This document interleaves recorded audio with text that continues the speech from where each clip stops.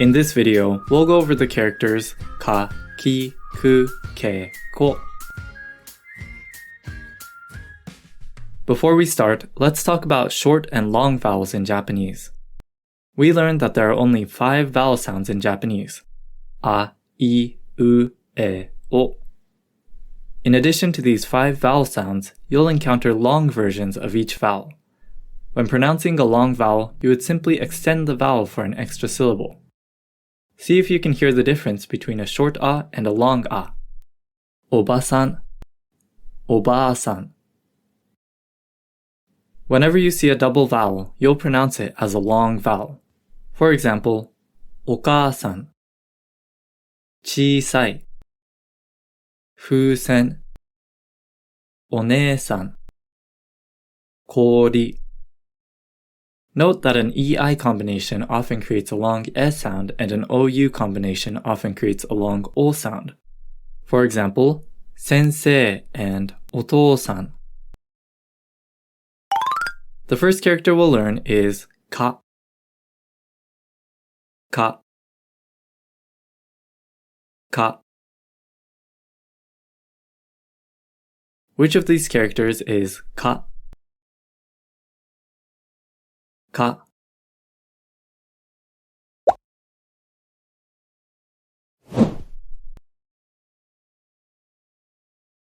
Aka. Aka.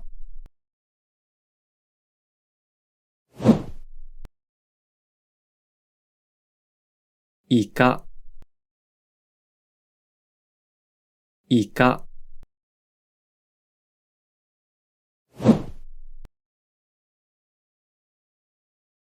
Kau. Kau.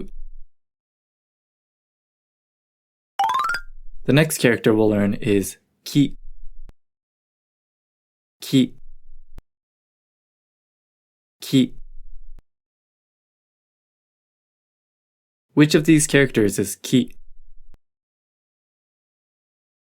Ki.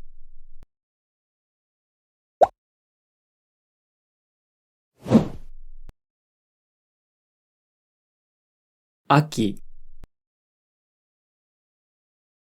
Aki.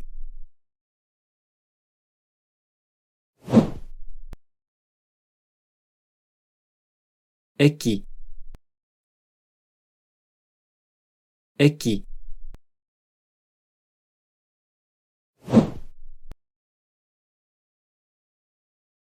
Ookii. Ookii. The next character we'll learn is ku. Ku. Ku. Which of these characters is ku? Ku.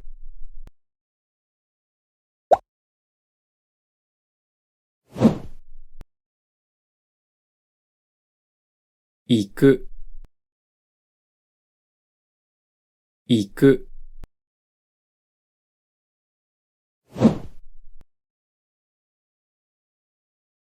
Kaku.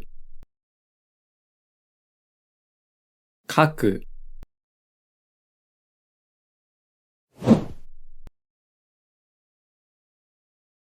Kiku. Kiku. The next character we'll learn is ke. Ke. Ke. Which of these characters is ke?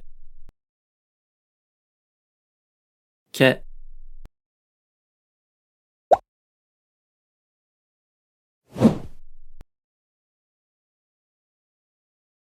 Ike. Ike.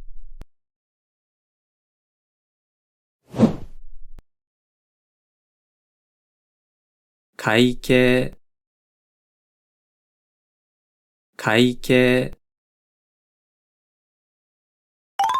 The final character we'll learn in this video is ko. Ko.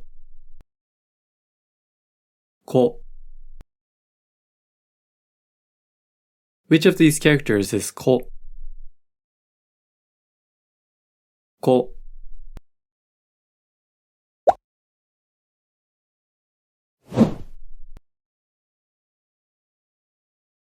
恋恋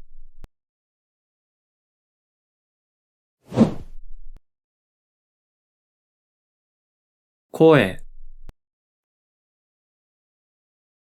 声